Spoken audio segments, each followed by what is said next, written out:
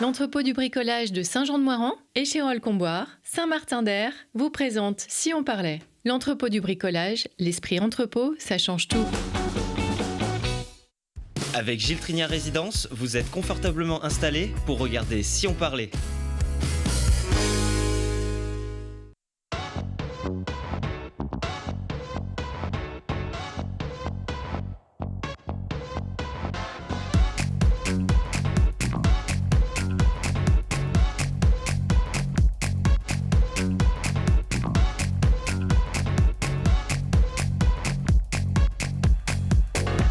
Bienvenue à tous, l'émission qui réveille votre curiosité, qui bouleverse vos plans pour les week-ends, pour vos vacances près de chez vous, l'émission qui donne la parole à ceux qui vont vous faire dire « Pourquoi pas moi ?» Vous y êtes, comme cet inventeur médaillé au concours Lépine qui a injecté le principe de précaution dans sa trouvaille visant à réduire l'exposition aux ondes du téléphone portable en charge, comme cet athlète champion du monde de handisport inclusif qui refuse que son handicap soit un frein à ses rêves, comme celui de descendre l'Etna et comme ses créateurs d'un Fort Boyard à la grenobloise et surtout à la sauce pirate qui va défier vos capacités physiques, intellectuelles, mais surtout vous divertir. C'est le seul but, hein Marina ? Tout à fait. Bienvenue. Un bon moment. Merci. Marina, donc gérante de cet établissement Les Défis Pirates. On ne parle non pas d'un but de divertir, mais d'un essai qui est bien transformé, puisque votre conjoint avec qui vous avez créé ce très bel établissement était un habitué de cette émission, ancien joueur de rugby, bien sûr.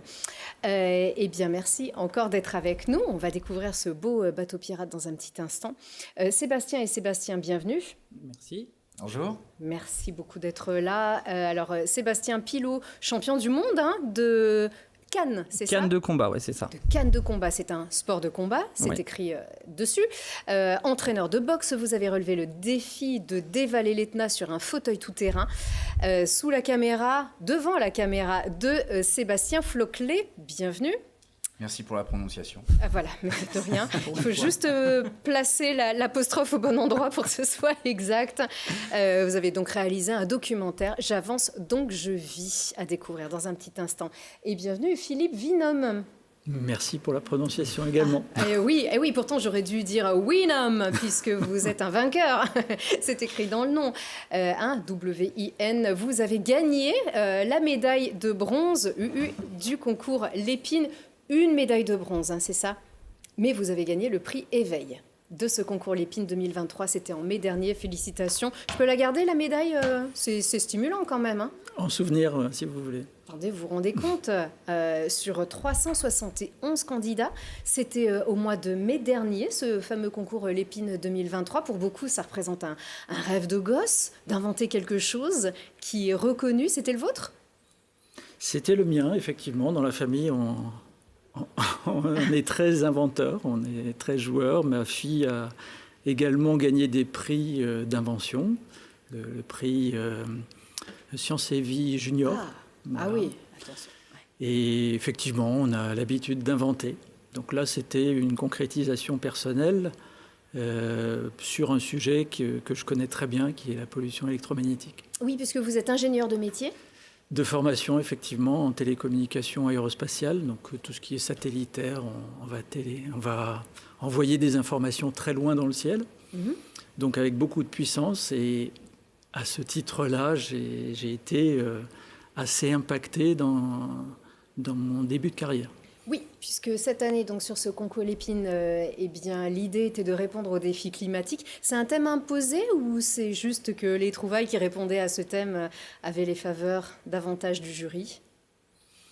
Alors, les faveurs du jury étaient essentiellement sur des thèmes liés au handicap, puisque la médaille d'or est prix du président de la République et pour un fauteuil avec rétropédalage, freinage par rétropédalage.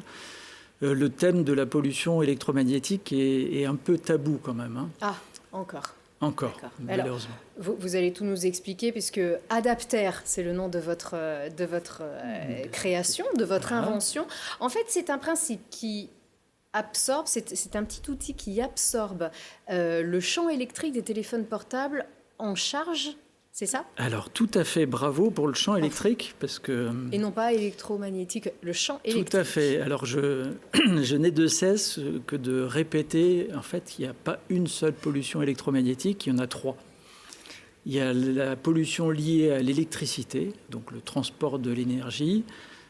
Tout équipement relié au secteur va produire du champ électrique, donc cette pollution électrique. Après, si cet équipement est en fonctionnement, a fortiori si c'est un moteur ou un transformateur, il y a du champ magnétique. Donc les voitures électriques produisent du champ magnétique, il faut le savoir. Et la troisième composante de cette pollution, c'est la pollution électromagnétique, les ondes électromagnétiques, qui sont essentiellement utilisées pour transmettre de l'information sans fil. Donc c'est de la Wi-Fi, du Bluetooth, mais c'est aussi la 2G, 3G, 4G, 5G. Voilà, les dernières dont on parle et les dernières qui ont fait leur apparition chronologiquement, bien sûr. Donc on manque encore un peu de recul sur cette dimension-là. On a du recul, on en a assez, à mon avis suffisant, mais après il faut valider ce qui se passe dans les nouvelles gammes de fréquences qui ont été ouvertes pour la 5G. Le débat n'est pas là. En fait, moi, mon idée, c'est de dire la 5G, finalement, c'était bien, parce que ça a ouvert les yeux à beaucoup de monde sur ce problème de pollution environnementale, électromagnétique. Mais on a oublié complètement que l'électricité, la seule fait électricité, donc quand on charge, par exemple, son doudou, son téléphone, était également polluant. Et c'est plutôt à ce type de pollution que je m'attaque. Exactement. Je me permets de faire un petit sondage. Qui charge son téléphone sur sa table de nuit? On est deux, c'est les deux filles. Voilà. Mais vous êtes 80% des jeunes et 53% des 15-24 ans chargent dans le lit, avec le téléphone dans le lit. Dans le oui, lit. Non, là quand même, c'est pas un doudou non plus, comme vous le disiez, un téléphone. Alors, expliquez-nous, Adapter, comment ça marche? Qu'est-ce que c'est? Alors, Adapter, c'est simplement pour pallier à, on va dire, un problème que j'ai identifié sur un chargeur. Un chargeur téléphone. Un chargeur de téléphone lambda. Hein. Ils sont tous en classe 2. Classe 2, ça veut dire qu'il n'y a aucun risque d'électrocution par contact. C'est-à-dire qu'on ne peut pas toucher, en l'occurrence, la phase qui est potentiellement dangereuse. Et quand on est classe 2, on n'a pas besoin d'être relié à la Terre. Un frigo, par exemple, c'est classe 1 parce que le corps est métallique. S'il y a un fil qui est dénudé à l'intérieur, il va il va toucher la carcasse. Et la carcasse, on peut potentiellement la toucher également. Donc on s'électrocute. Ça veut dire que ce n'est pas dangereux, en l'occurrence, mais il y a des ondes. Alors, la classe 2, ce n'est pas dangereux, mais effectivement, la mise à la terre ne joue plus son rôle, puisqu'elle n'est pas obligatoire. Donc, ce que j'ai fait, c'est que j'ai rajouté ce petit accessoire sur le chargeur qui me permet de raccorder finalement... Voilà, là, c'est parfait, OK. Raccorder le téléphone, donc par son câble de charge normal, à la prise de terre. Donc, la prise de terre, c'est le petit téton qui dépasse, et on le branche. Et tout de suite, il n'y a plus de champ électrique. Et ça, vous pouvez le vérifier avec les petits outils que vous nous avez apportés. Voilà, alors j'en ai plusieurs. Le plus simple, et qu'on vend également, c'est un petit stylo-testeur qui vous permet d'identifier la pollution ambiante. Donc là, on est ultra pollué. Voilà, on a de la pollution. C'est qui? C'est vous? Mais on a un studio qui est peut-être un peu polluant. D'accord. Il faut savoir que la Terre va drainer ce champ électrique. Les électrons qui nous polluent vont naturellement à la Terre. S'ils trouvent un chemin plus rapide, plus simple pour aller à cette Terre, ils vont se précipiter là-dessus. C'est exactement ce que je fais avec l'Adapter. Je vais capturer les électrons qui auraient envie de s'échapper du téléphone en charge et je vais les ramener directement à la Terre par ce petit cordon. C'est juste un système de raccordement, en fait. Il n'y a pas une grande technologie à l'intérieur de ce petit bleu. Oui, effectivement. Donc, il fallait y penser. Voilà, c'était le bon sens. Il y a moyen de... Si vous vous approchez, du coup, ça fait plus de bruit, ça. Là, il y a beaucoup. Je vais brancher et ça s'arrête. Ouais. Ça y est, Marina, vous êtes protégée, vous aussi. Voilà. On en parlait, c'est quand même assez discuté aujourd'hui, puisque ce qui est sûr en l'occurrence, c'est que les ondes électriques sont absorbées, la preuve avec ce petit appareil. Ce qui est moins sûr, c'est les conséquences. Aujourd'hui, on entend beaucoup de choses, on lit beaucoup de choses et son contraire. Et leur contraire, c'est un sujet sur lequel, vous le disiez tout à l'heure, on a assez de recul. L'idée, vous, c'est pas forcément de juger, c'est de dire, si ça existe, si on absorbe, ça ne fera pas de mal.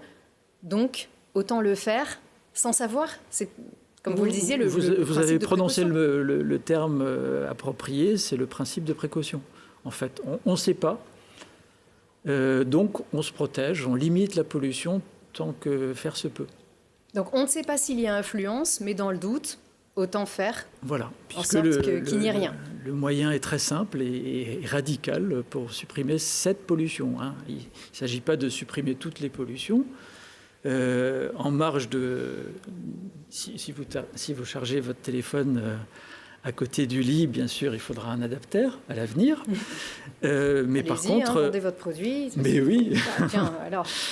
mais il ne faudra pas oublier de mettre le mode avion ou à minima couper la Wi-Fi, les données mobiles. On est toujours joignable, il faut le savoir. On peut toujours vous appeler pour les mamans qui sont inquiètes, qui ont un enfant dehors. Elles seront toujours joignables. Pour les médecins qui sont d'astreinte, ils seront toujours joignables. Mais par contre, votre batterie déjà vous remerciera. Vous allez voir, votre batterie va durer beaucoup plus longtemps. Et puis évidemment, il y aura beaucoup moins d'ondes. Parce que ça charge moins vite, c'est ça ? Alors, non, ce n'est pas une question de charge. C'est-à-dire que la batterie, le téléphone va consommer moins parce qu'il va solliciter moins le réseau mobile. Si vous avez Facebook, je ne sais pas, les emails, etc., vous avez en permanence des allers-retours, des interrogations du serveur via la 4G ou via la 5G. Ça consomme moins, donc ça dure plus longtemps. Voilà. C'est quand même, je ne suis pas une grande physicienne, mais en principe, juste, ça m'intrigue, ce gros appareil que vous nous avez apporté. Ça, oui, celui-ci. C'est la même chose, mais ça va mesurer, ça va donner une valeur au champ. Après, j'aime pas trop mettre de valeur, parce que quand on fait de la physique et de la métrologie en physique, il y a toujours le protocole de mesure qui est aussi important que la valeur elle-même. D'accord. Donc vous dire, là c'est 400 volts par mètre, ça va pas vous dire grand-chose. Oui, c'est certainement. En revanche, quelque chose qui veut dire grand-chose, c'est ce diplôme. Qu'est-ce que vous gagnez avec ça ? La gloire. La gloire, les honneurs des grandes télévisions. Oui, exactement. Bien sûr. Mais est-ce que vous avez des facilités pour commercialiser votre produit ? Est-ce que vous touchez des aides pour des aides au développement, à la commercialisation ? Malheureusement non, mais effectivement il y a une notoriété qui est liée à cette reconnaissance. Qui me permet d'accéder, j'espère, à des distributeurs comme Nature et Découverte, à qui j'aimerais bien confier ce produit. Et où Marina pourra trouver son petit adaptateur, c'est ça ? Voilà. Parce qu'aujourd'hui, il faut se connecter sur Zero Wave Zone, c'est ça ? Aujourd'hui, on vend sur le site, effectivement. C'est un produit qu'on trouve déjà, c'est-à-dire vous avez qui est vendu. Cette médaille de bronze, mais on le trouve déjà. Qui est vendu, et c'est même un label, puisque Zero Wave Zone existait avant la création de votre adaptateur, donc. Oui, alors Zero Wave Zone, ça veut dire zone sans onde. Sans, zéro. Alors, oui, le zéro n'existe pas en physique, mais avec un... Ah si, sur mes copies, quand j'étais en 6e, excusez-moi. Oui. Mais donc, soit. Oui, voilà. Ça, en mesure physique, le zéro n'existe pas. Voilà. Non, l'idée, c'était un constat. Quand je suis arrivé, vous l'avez dit, j'ai une formation d'ingénieur. J'ai travaillé pendant 25 ans dans les télécommunications satellitaires. Après, j'en avais marre. J'ai dirigé ma boîte pendant 13 ans. Et j'ai revendu cette société pour changer de vie. Mon idée, c'était de devenir instructeur de pilotage. Ah. Donc ça m'a permis d'aller voler au-dessus du cœur de veau en Nouvelle-Calédonie. C'était magnifique. Sur des avions de tourisme. Sur des petits avions et en l'occurrence là c'était même un gyrocoptère, un autogire en français. Oui, tout à fait. Voilà. Il y en a ici au-dessus du Verseau. Il y en a également. Voilà. Et en rentrant en France, parce que les vacances étaient finies, enfin les vacances, façon de parler, j'ai trouvé un poste d'instructeur à Thonon. Et Thonon, c'est en face de la Suisse. Mes amis suisses m'ont dit tiens, qu'est-ce que tu penses de la 5G ? Puisqu'ils savaient que j'étais ingénieur télécom. Donc j'ai fait des mesures. Et puis je me suis intéressé aussi à cette pollution électrique que j'ai retrouvée lorsque j'ai postulé pour travailler en tant que réflexologue dans un centre de bien-être à Thonon. Et la directrice me fait visiter les locaux. Et dans toutes les salles de soins, il y avait une table de massage électrique. Alors, il faut savoir qu'une table de massage électrique, donc c'est qui monte et qui descend, si elle est mal reliée à la terre, c'est 150 volts par mètre pour le patient. Mmh. Et 150 volts par mètre aussi pour le praticien pendant toute la journée. Après, elle m'a dit, si vos clients ont froid, vous pouvez les installer sous une couverture chauffante électrique. Alors je lui ai dit, c'est pas terrible. Ouais. Depuis 1979, on sait que le champ électrique, le champ magnétique sont nocifs et provoquent des fausses couches, en l'occurrence chez les femmes enceintes qui portaient une couverture chauffante électrique. Et le dernier truc, c'est pour les mettre dans l'ambiance, vous avez une enceinte Bluetooth et vous transmettez du Bluetooth. Donc je me suis dit, non, il y a vraiment une incohérence, Et je voulais y remédier avec ce label Zero Wave Zone qui initialement était destiné aux praticiens de santé, aux cabinets médicaux, paramédicaux et que je vais développer pour les Airbnb prochainement. Très bien, donc voilà l'avenir devant vous, aidé, on le rappelle, par cette médaille de bronze. Bravo à vous. J'ai presque envie de dire, attention, ça va vous parler. Vous pensiez que c'était impossible jusqu'à ce que vous le réalisiez. C'est ça. J'ai piqué la baseline du docu. Mais exactement, c'est un principe de vie. Exactement, et je suis sûre que Marina y pense aussi. Mais tout de suite, voilà, on fait une petite glissade vers vous, tout de suite.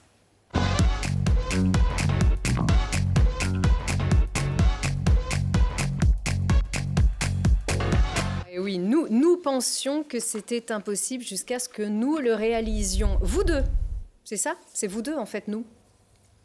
Non, c'est plus large que ça. Ah.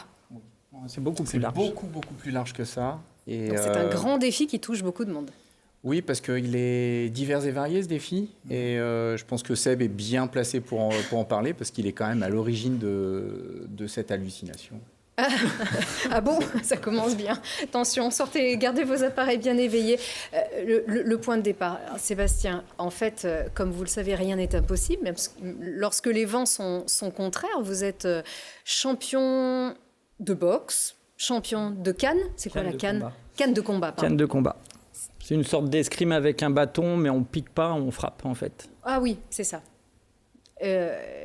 Handisport inclusif. C'est-à-dire handi valide. Ouais, voilà, c'est ça. C'était une première à Milan au mois de septembre, il n'y a pas longtemps. Ouais. Très bien. On est déjà très honorés. Vous êtes aussi champion du monde de gentillesse.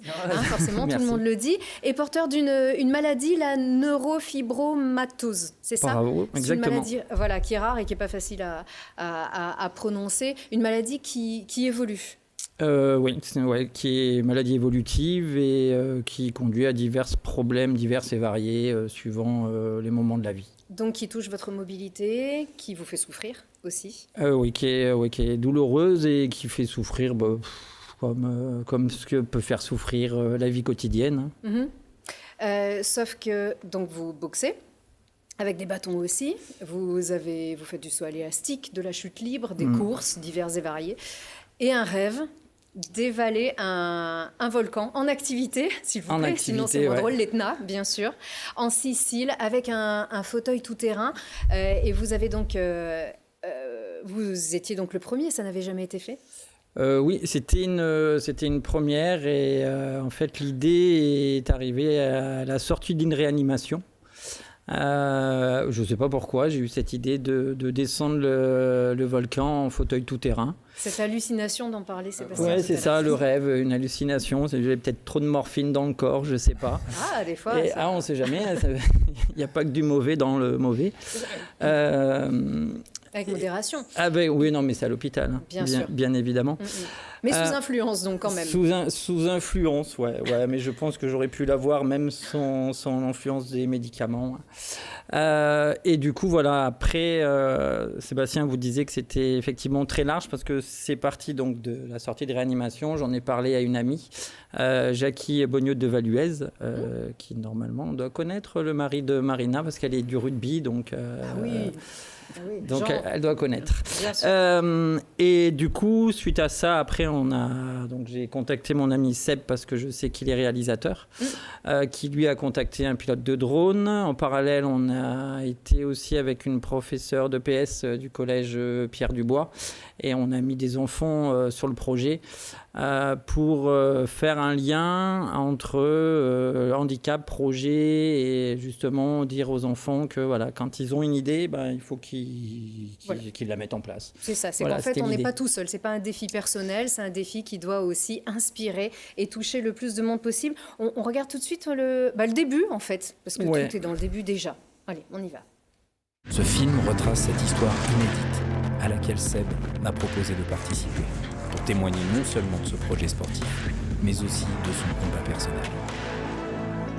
J'ai eu la réaction que tout le monde a eue, quoi. J'ai dit, mais t'es fou. Faut quand même un certain courage pour pouvoir monter sur l'Etna, qui est un volcan en activité. Pour moi, Seb, c'est tellement ça qu'il est bien plus puissant que l'Etna. La veille de la descente, j'ai eu extrêmement peur.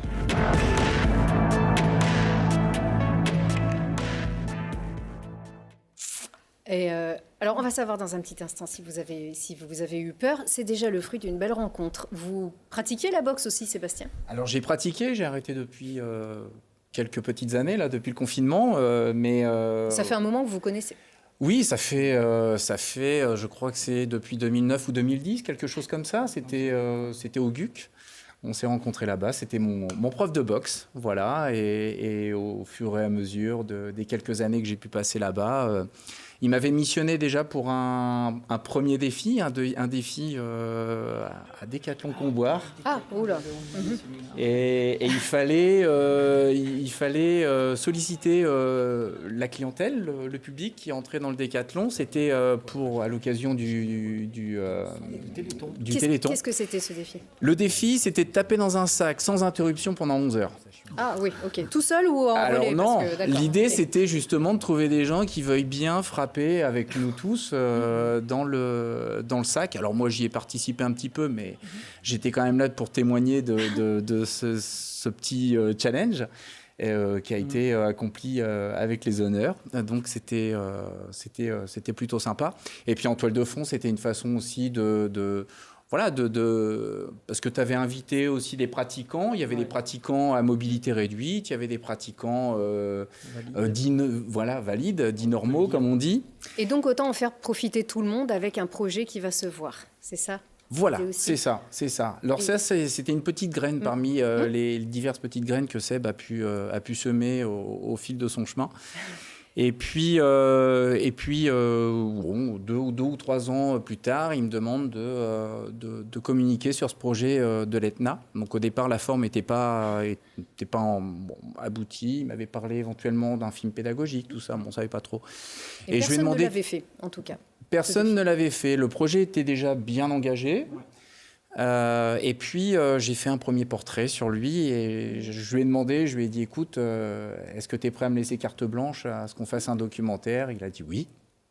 Et c'est parti. Et c'était parti. Et donc, à partir de ce moment-là, on a pu suivre toutes les étapes et puis greffer encore davantage de monde. Voilà, des partenaires, du monde qui vous accompagne aussi. Vous avez été bien suivi. Alors, ce qui est étonnant, c'est que quand on connaît votre forme physique, donc votre condition physique de boxeur, on a dit que vous avez accompli beaucoup de choses, on se dit, il ne faut pas forcément beaucoup d'entraînement. Vous êtes un sportif. Et pourtant, si, en fait. Ça a été très intense.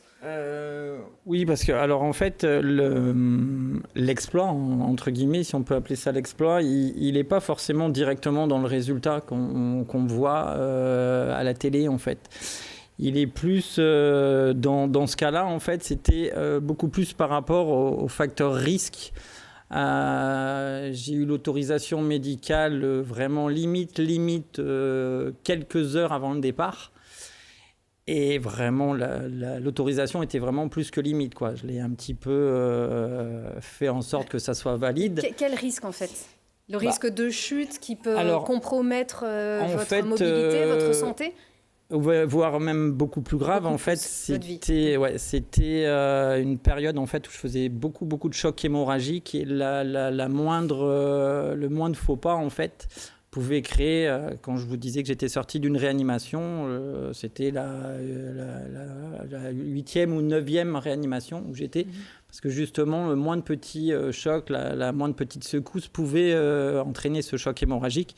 Et du coup, la conduite à l'hôpital. Et surtout que votre préparation a été ralentie par des soins, voire des interventions. C'est ça, tout à fait. Et c'était justement, l'idée, c'était de montrer que même dans des situations très qui pouvaient être très graves, en fait, justement, il y avait toute une préparation à avoir pour qu'il y ait un minimum de risque. Le risque zéro, comme disait notre collègue, il n'existe pas. Enfin, le risque zéro ou zéro carbone ou zéro, peu importe, ça n'existe pas. Vous avez été bien entouré aussi, notamment par le FCG Rugby. Parce que j'ai fait toute ma préparation là-bas. J'ai fait aussi mon alternance, que j'étais préparateur physique aussi là-bas. Donc un donnant-donnant presque. Ouais, tout à fait, qui s'est fait naturellement parce que l'état d'esprit du FCG est un peu le même que les boxeurs et donc du coup ça a matché tout de suite. C'est un sport de combat, le rugby. Ouais, voilà, et puis il y a aussi certaines valeurs qu'on partage. Mais enfin tout ça pour dire que en fait l'exploit n'est pas forcément directement dans le résultat même de descendre l'Etna, mais plutôt par rapport à tout ce qui est fait pour y arriver. Le chemin, quoi. Le chemin, exactement. Le chemin est beaucoup plus important que le résultat même, en fait. Le chemin, ça c'est le bout du chemin, presque on y est. Ce jour-là, avec votre amie, votre grande amie complice, Myriam Chaumaz, championne du monde, votre sœur, bien sûr, championne du monde de boxe. Également, boxe anglaise, c'est ça. Et Jackie Devaluez, bien sûr. Alors, on le disait, ce défi, non seulement c'est un volcan en activité, vous avez repéré, je crois, la veille seulement quelques jours auparavant, mais le repérage s'est fait la veille. Le repérage s'est fait la veille. Ouais, le repérage s'est fait la veille. Et sachant que vous étiez entraîné seulement dans des conditions qui s'approchent un petit peu sur un fauteuil tout-terrain, vous ne pratiquez pas cette discipline avec cet appareil depuis toujours. Non, donc forcément, c'est aussi très technique. Et le jour J, donc un peu de peur. Et d'où effectivement. Ou on déconnecte. Non, il y a les deux un petit peu. Et puis j'ai une faculté de déconnecter très facilement. Quand je dis aux jeunes là, que j'ai effectivement eu très peur, c'est que la veille donc du vrai départ, quand on fait un peu les repérages, il y avait une poussière en fait. Il y avait l'Etna qui avait été pas en éruption, mais qui avait dégagé de fumée et du coup de la poussière. Et en fait, la piste était vraiment très glissante et elle était en fait le fauteuil était incontrôlable. C'est-à-dire que je pouvais freiner, je partais quand même, je tournais à gauche, il allait pas à gauche, il allait où il voulait. Et c'est là, effectivement, comme je vous disais, par rapport au risque, rien qu'un, même pas forcément une chute, mais un rebond mal négocié ou quoi que ce soit, pouvait conduire à pas mal de conséquences négatives.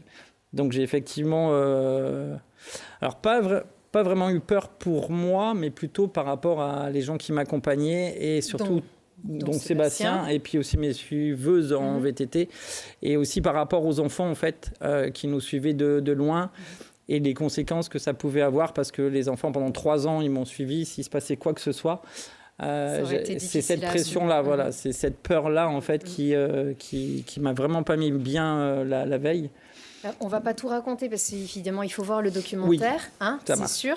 On peut le voir sur nos confrères de Maurienne TV et peut-être une prochaine fois. Pour l'instant, c'est un documentaire. Vous allez participer peut-être à des festivals, Alors, j'ai tenté de participer à des festivals. Pour l'instant, il n'a pas été retenu, mais pour l'instant, un défi, c'est long. Oui, c'est ça. Mais c'est vrai que c'est un beau défi pour vous aussi, parce qu'il faut suivre. Oui, cette baseline, elle fait beaucoup écho à beaucoup de monde, et notamment à moi, parce qu'il faut savoir que le défi date d'il y a quelques années. Et 2016. 2016. Et puis on n'a pas pu le monter tout de suite. Et puis Covid. Et puis Covid, voilà. et tout. Bon, voilà. Et je voulais quand même tirer mon chapeau, parce que je ne suis pas tout seul. Moi, il y a quand même des gens qui m'ont... Seb m'a rappelé il y a 2 ans maintenant, je crois, en me disant, écoute Seb, il faut qu'on le sorte des tiroirs, ce truc, il faut qu'on en fasse quelque chose. Et moi, c'était quelque chose qu'il fallait absolument régler aussi, c'était nécessaire. Donc on a fait appel à des amis, voilà. Donc je tiens à remercier Alex Lopez qui est intervenu sur le montage, voilà, qui a beaucoup travaillé là-dessus. Cédric Villaret pour le drone, et puis sa passion pour les volcans aussi. Il nous a beaucoup aidé sur place et en amont aussi du projet pour étudier un peu la topo. Dorian Saint-Vieux-Pernon pour la musique originale. Stéphane, mon frangin, pour la partie graphique. Et puis je crois que tout le monde est là. Voilà, vous les avez dans le générique aussi, tous ces jeunes, parce qu'on le disait, le défi il est bien, mais il ne vaut que si le message se répand. Donc les enfants des collèges que vous sensibilisez au handicap, vous les faites boxer, vous les faites réfléchir, ça a fonctionné. Oui, et puis là encore récemment, on a fait 2-3 collèges et lycées justement pour aller parler de cette descente et justement de la différence. Voilà. On voit qui s'efface petit à petit, évidemment. Nous, en tout cas, elle est complètement effacée. Regardez, on se rappelle un petit souvenir. Regardez comme on était beau, comme on n'a pas changé. Oh là là. Ça fait un petit moment qu'on se connaît, Sébastien, sur Téléconome. Voilà, on a tous notre paquet. Là, il y a Myriam qui est ici, Myriam Chaumas, ça c'est vous, avec un bonnet. Et nous, on est à côté avec Thibaut Leduc. Voilà, c'était en 2007. Pourquoi ça ? C'était en 2007. C'était la même chose qu'ici aujourd'hui, mais pas au même endroit. Oui, voilà, mais c'était quoi le thème ? C'était pour le thème, titre de Myriam ? C'était de parler de vous. C'était Myriam et vous. Ah, d'accord. Tous les deux. Voilà. Donc, on n'a pas changé. Il y a juste la mémoire qu'on va se rafraîchir en off, bien évidemment, puisqu'on a encore des grands défis. Ils sont au pluriel à découvrir ici. On espère bien sûr le revoir de partout, ce documentaire. Il est très beau et c'est une très belle aventure que vous nous avez fait partager. Donc, on se revoit très vite pour la suite. Eh ben, exactement. Allez. Bravo à vous deux, les deux Sébastien. Et donc, tout de suite, on glisse vers plein d'autres défis physiques aussi, ceux-là.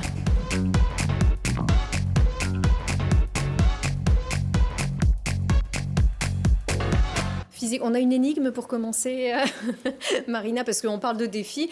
Alors, vous connaissez tous Fort Boyard, hein, donc cette émission sur le service public qui nous fait tous rêver depuis des années. Je crois que ça fait 30 ans maintenant. Et on n'a pas tous l'honneur, hein, on n'est pas tous Miss France ou des grands chanteurs de variété pour pouvoir y participer. Et grâce à vous, c'est possible. On a créé notre Fort Boyard, oui, à Comboire. C'était ça l'idée, c'est parti d'une envie perso aussi? Alors, moi je suis issue de l'animation, j'ai toujours fait de l'animation, diplôme d'animation dans les centres de loisirs, les maisons des jeunes et tout ça. Et c'est un Fort Boyard, on l'utilise beaucoup dans ce milieu-là. Et mon compagnon, Rida, ancien sportif de haut niveau, partie sportive, les défis sportifs, c'est quand même bien son truc. Et donc, on a effectivement toujours espéré pouvoir participer à cette émission, mais au départ, c'était possible parce que c'était pour des associations au tout début. Je crois que tu pouvais venir jouer avec ton association. Aujourd'hui, effectivement, il faut être un peu connu. Voilà. C'est pas notre cas. Et on s'est dit, nous, on a envie de s'amuser, on a envie d'amuser les gens, donc on va le créer.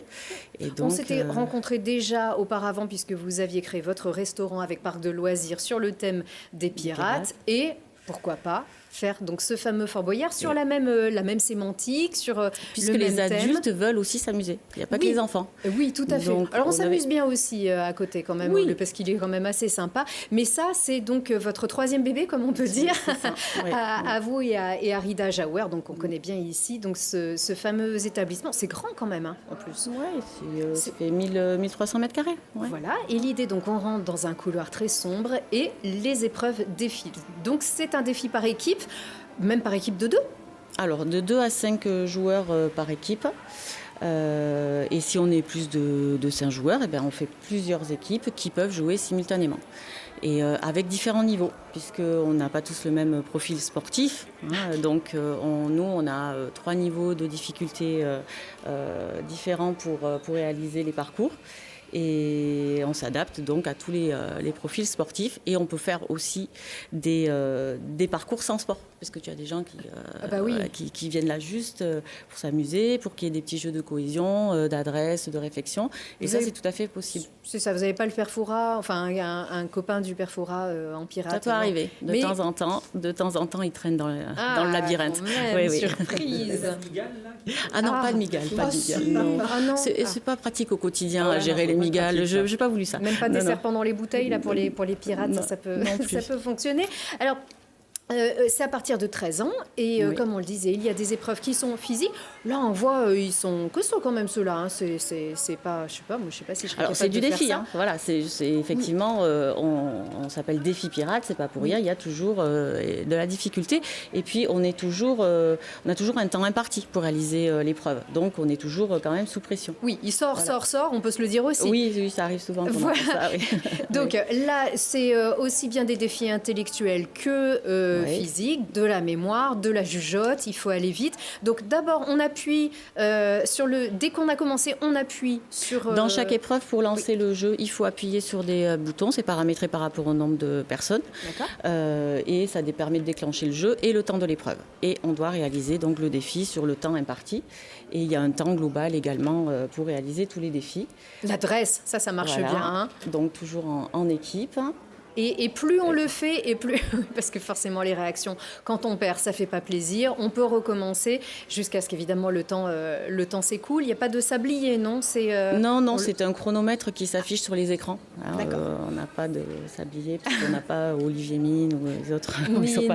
Ni passe-temps d'arriver qui avait passe-partout, passe-muraille. On ne les a pas, donc c'est à l'écran que le compte à rebours s'affiche. Et donc les personnes voient bien le temps qu'il leur reste pour valider l'épreuve. Mais à la différence, c'est que si on échoue la première fois, on peut revenir une deuxième fois. On a une deuxième tentative. C'est ça, contrairement à la vraie à l'émission télé. Donc il y a une vraie règle du jeu qu'on explique au départ. En tout cas, c'est vraiment à la portée de tout le monde et donc à la portée des athlètes de haut niveau. Donc voilà Rida, qui est là, Rida Jawar. Ça date d'il y a quelques années avec le FCG. C'est des grands copains à vous toujours. Tout le monde vient. Ils viennent régulièrement. Oui. Voilà, donc pour ceux qui suivent le FCG, vous allez reconnaître pas mal de têtes connues là-dessus. Donc ils s'amusent bien et est-ce que c'est un avantage d'être costaud comme ils le sont pour ce type d'épreuve? Pas forcément, parce que des fois, ils sont un peu trop lourds sur certaines épreuves. Donc, pas forcément. C'est pas eux qui ont fait les meilleures performances. Lourd en termes de poids, bien sûr, et pas forcément parce que ça blague bien, là oui, aussi. Forcément. Mais pour les avoir suivis, attention, on se challenge très, très vite. Et ça devient tout de suite des bêtes de compétition. Et voilà, le problème, c'est que quand c'est que des compétiteurs, c'est un peu compliqué à gérer aussi. Mais tout le monde s'amuse bien quand même. Oui. Voilà. Ça se frite un peu quand même aussi parce qu'il y a des équipes. C'est pas des challenges inter-équipe, c'est dans sa propre... Alors ça peut, parce que si on a un groupe qui vient assez nombreux et qui ont fait plusieurs équipes, s'ils choisissent de faire le même niveau pour les épreuves, on leur fait les mêmes parcours. Et comme ça, on voit quelle est la meilleure équipe, qui est-ce qui a trouvé le mot, parce que le but, c'est pareil, c'est de trouver un mot. On gagne des indices et on trouve un mot à la fin. Et donc, ça change tout le temps, après, les règles, vous les changez il y a plusieurs énigmes, bien sûr, il y a plusieurs mots-codes à trouver, oui. Parce que si à partir de ce soir, je viens tous les week-ends dans l'établissement, ce qui est fort possible parce que ça donne quand même très envie. Plus on en fait, mieux on comprendra certaines règles d'adresse, mais le jeu se renouvelle tout le temps en fait. Oui, enfin, la partie, elle n'est jamais la même parce qu'on vient avec des personnes différentes qui jouent différemment. L'interaction dans l'équipe n'est jamais vraiment la même. Donc, c'est vrai qu'il y a des gens qui viennent très régulièrement. Et le fait parce qu'on vient et on fait un parcours de 11 défis. Mais nous, on a beaucoup plus de défis. On en a 26 dans notre labyrinthe. Donc, ça permet de revenir plusieurs fois et de ne pas faire exactement le même parcours. C'est vrai que l'épreuve du jeu de France Télé se renouvelle régulièrement. Il faut toujours des nouveaux défis. Je crois que chaque année, il faut recommencer parce que peut-être que le spectateur lui-même se lasse. Vous, est-ce que d'autres règles évoluer, il faut refaire des cabines, il faut recréer des choses? On en a déjà recréé. Et puis là, on est en train de se développer. On va ouvrir d'ici la fin de l'année un nouveau défi pirate à Lyon. adultes et juniors, parce qu'on a beaucoup de demandes juniors. Beaucoup ça d'enfants fait des petits. veulent venir chez nous, mais ils n'ont pas l'âge. Donc sur Lyon, on va créer un adulte et un junior. Voilà, il y a donc c'est, le problème les projets. inverse de la table des pirates. C'est Donc ça. les adultes voulaient leur établissement et maintenant les enfants vont l'établissement Ouais. des adultes. Eh bien, il y en a pour tout le monde. Comme ça, c'est assez bien. On peut toujours aller manger chez vous, bien sûr, Oui, aussi oui, en bien face. sûr. Il y a les deux. Oui. On peut faire toute une journée chez vous. C'est Une bien jolie sympa. terrasse. Eh bien, même Sébastien, il peut s'éclater aussi. Oui. Il y en a partout. Et bah, les feux. Hein. Hein, Ah le bah alors. documentaire, le deuxième tome du documentaire, ce sera plus le défi de l'Etna, ce sera le défi pirate. Le défi pirate, exactement. Merci beaucoup Marina, Avec c'était un plaisir. plaisir de vous recevoir. Et merci encore à vous tous d'avoir participé à cette émission. Merci. Je vous souhaite plein de réussites par ailleurs et encore plein de médailles à vous, justement Philippe. Et merci encore à vous tous pour votre fidélité. À très vite. Merci.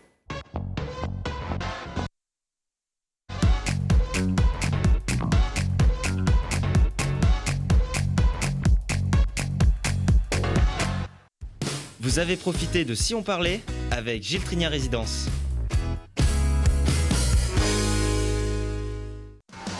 L'entrepôt du bricolage, filiale du groupe Samsé, vous a présenté Si on parlait.